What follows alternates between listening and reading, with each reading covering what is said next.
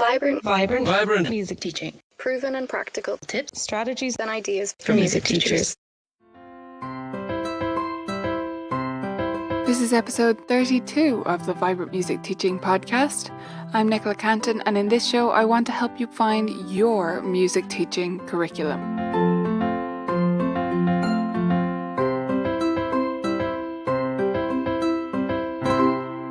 Welcome, beautiful teachers. Last week we talked about what a music teaching curriculum is and how you can consider what your music teaching currently is and where you'd like it to be. So we talked about the curriculum being your plan for your students. It's about what you want to teach them and when, basically. And it doesn't mean you have to stick with it forever and ever. It doesn't mean that you're stuck. It just means that you have a framework from which to gauge where your students are at and where your lesson planning is at, and move all of you forward and create the studio and the students that you want to. Now, I won't go over everything I talked about last week. If you missed it, go back and check it out at vibrantmusicteaching.com/31. That's the numbers 31. But there's one thing from last week that I really want to remind you about, even if you did listen. And that's that even if you don't set a curriculum, even if you don't think you have one, you do. It's just called luck and chance. Or it's being set by a method book, or an exam system, or something like that. So let's keep that in mind as we go forward. We're going to talk today about setting your curriculum. And your curriculum for your students should reflect what you want for your studio, what type of studio you want to be. Do you want to be the studio that prides itself on doing a big improvisation only concert every year? Do you want to be the studio that considers the stylistic elements of particular periods in a very considered way? You get what I'm saying. Which type of studio do you want to be? And what types of students do you want to attract? Because what you teach is a big part of that. Of course, so is how you communicate it and all of that stuff. But if what you're actually teaching and the students you're producing don't reflect who you want to be as a teacher, then something is misaligned. So setting a curriculum will help us to align all of these things, fit it all together, and make it make sense in a broad way so that we can stay on track with our teaching goals. Now, setting a curriculum sounds like a massive undertaking. It sounds like we're, a school board or a governmental organization setting a curriculum about music. It doesn't have to be that complicated. I'm going to give you 2 ways today that you can think through your music teaching curriculum and what you want it to be. So they're called the fill in the gaps method and the goals method. Let's start with the fill in the gaps method. This is where we take a method book or an exam syllabus or something like that, some series that we've been using, that we want to use, that we like, and that already aligns pretty closely with the type of teacher we want to be. So take that method book series or exam syllabus or series of repertoire, whatever it is, and lay out for yourself what is covered. What do they cover and when? It's really that simple. You can just look at the contents of some books and it'll tell you exactly what's being introduced on every page. Write it out as a big list for yourself, whether that's in Google Docs, whether that's in a notebook, whether that's on Post-its on the wall, it doesn't matter. Whatever is your style, write out everything that's included. And then start to make notes to yourself about what is wrong for you. They didn't do anything wrong. Every way of moving students through music studies, every progression that you can choose is a choice. Method books have to make choices and compromises. They can't teach everything all at once. You can't immediately explain to students every aspect of rhythm and pitch and how the staff works and improvisation and lead sheet playing and everything all at once. You just can't do it. So they make choices or compromises to lay these things out in a natural progression. Different method books will leave stuff out that other method books will include at the very start, and vice versa. So you need to decide which parts you think are perfectly paced and perfectly positioned, and which parts are not. Let me give you some examples. Say you love Piano Adventures, okay? I used to use Piano Adventures a good bit. I don't really use it anymore, but I've nothing against it. It's a pretty good series. Now there's one major gripe that I have with Piano Adventures, and maybe you share this, but maybe you don't. Just consider it. Piano Adventures does not introduce quavers until level 2. Those are eighth notes, by the way, if you're in the US. They don't introduce that until level 2. And I find when students don't meet quavers until level 2, they've spent a whole primer book, a whole level 1, especially if they're moving slowly, that could be quite a while, okay? And they haven't met these things. And they scare the bejesus out of them. They just don't know what to do with them, so they go as fast as possible.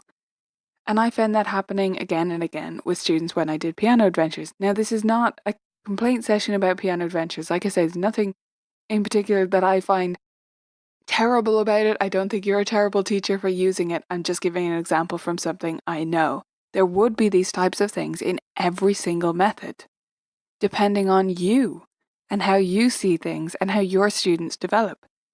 So take a look at that list from your method book or your exam syllabus or wherever, and ask yourself which of these things are too late and which are too soon. And just move them around. You have the power. You don't have to wait until level 2 of Piano Adventures to introduce quavers. You can introduce them when you see it fit. You can work on them from day 1. They just won't be in the method book. That doesn't matter.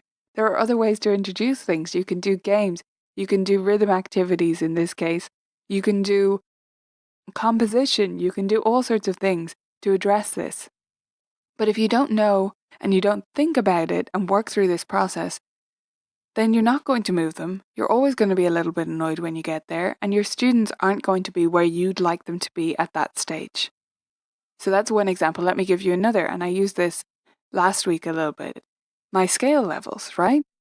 That came from me having students who were going through certain grade levels in the exam system with the Royal Irish Academy, and me being frustrated because they didn't really know a major scale properly, and they were learning the relative minor. And with the way I teach scales, and highly relating it back to the minor, because that's, I believe, the easiest way to make everything fit together, this was impossible. If students couldn't fully picture the major scale, not just play it, but picture it, know what's in it, and answer questions about it, then of course they can't play a relative minor with that as their grounding point. So I made it my mission to move all the major scales to the start of our journey and think about that way earlier with my students. Maybe that's a wrong move for you. Maybe you don't care about scales. Maybe they go much later and you wait until students can learn them much, much faster and you just blast through them. That's fine too. I'm not saying you're wrong. I'm just saying you need to think about it, because otherwise it's just chance. They just come up when they come up and you go with the flow, and then later you get annoyed or frustrated, or your student does, because they don't know what they should know or what they need to know for what they're doing. So that's the first method, is fill in the gaps. So we start with a method book or an exam system, write out everything that's covered, and then we consider what we want to move around. And we also need to consider what's missing. So for example, if a method book does not include lead sheets, but you believe that that's a thing that students should all learn, then you need to put that in somewhere. Decide where it's going to go. When is it going to be introduced? What way are you going to introduce it? Not the specifics, but the vague idea. Are you going to start with just C major in their first year and then start introducing seventh chords at this stage or whatever? It can be quite vague, but you need to have some idea in your curriculum of when that is. As you start to move things around and add things in and take things out, you'll develop something that looks roughly like a curriculum. It's laid out, you know about how long each stage takes. You can even start filling in the years or the months or the terms or whatever as you go, and you know what's being taught. and what you want to teach and what needs to be brought in and when. Now, the second method I call the goals method. And actually, I would recommend, if possible, to do both of these. It would really benefit you to just go through both of these processes because you'll see it from different perspectives. Pick the one that suits you most first and go with that one, and then maybe come back to the other one later and see if you get the same results or similar results. So the goals method is where we start at the end. So there is no end with music, but pick a number of years that seems to make sense to you. So it could be after 5 years, 7 years, 10 years. I think those would be good ones to choose. After that long in your studio, what would a student look like? What would they be able to do? What would they know? Write out a list for yourself. If a student stayed in my studio for 7 years, let's say 7, okay? So they start at age 8 and they're 15 now. That's just one example. You could do 10 years, whatever. What do they know at age 15?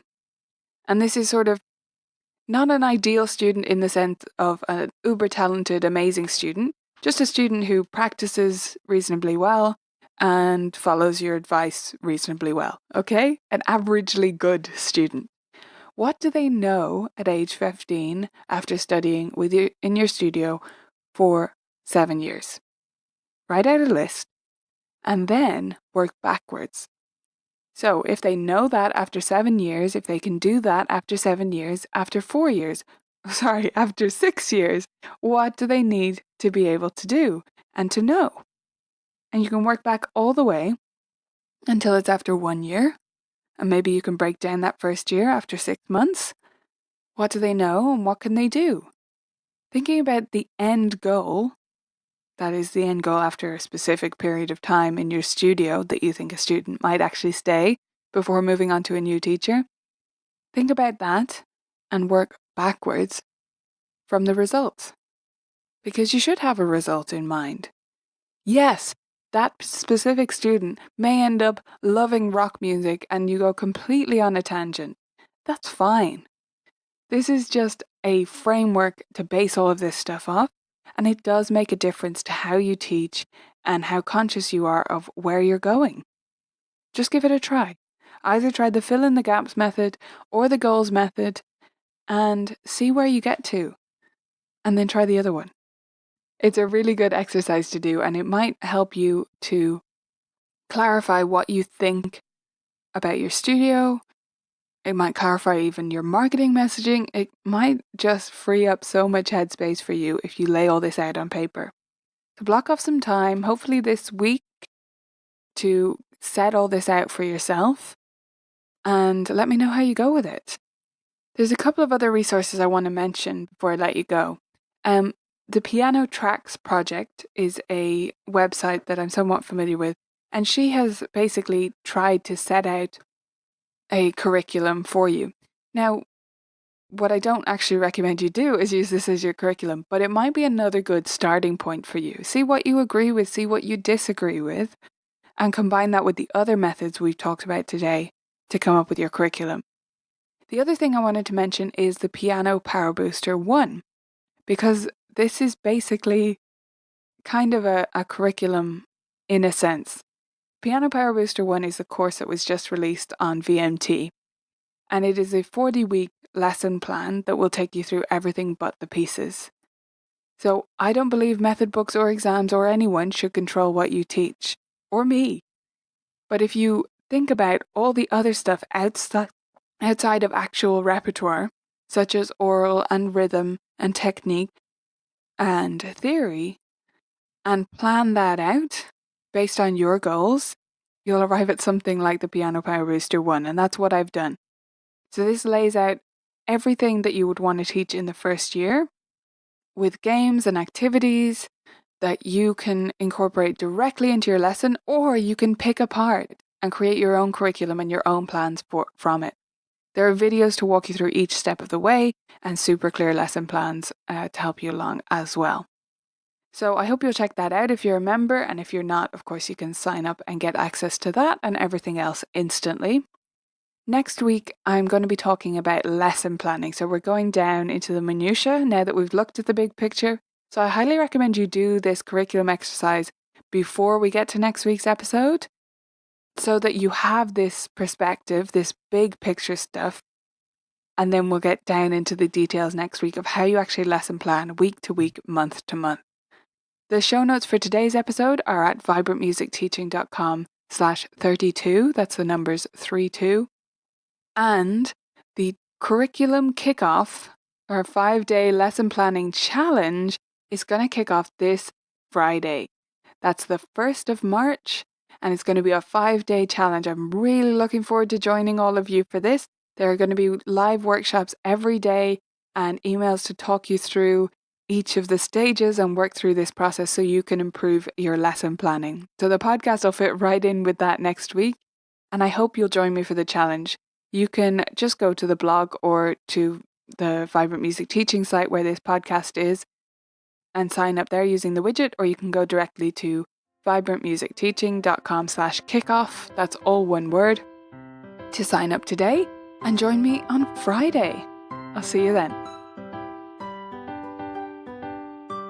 Just a quick reminder to members that the Piano Power Booster 1, the highly anticipated course, is now available inside the library. You can find it inside the video library if you're a member, and if you're not a member, you can sign up at vmt.ninja and get access today.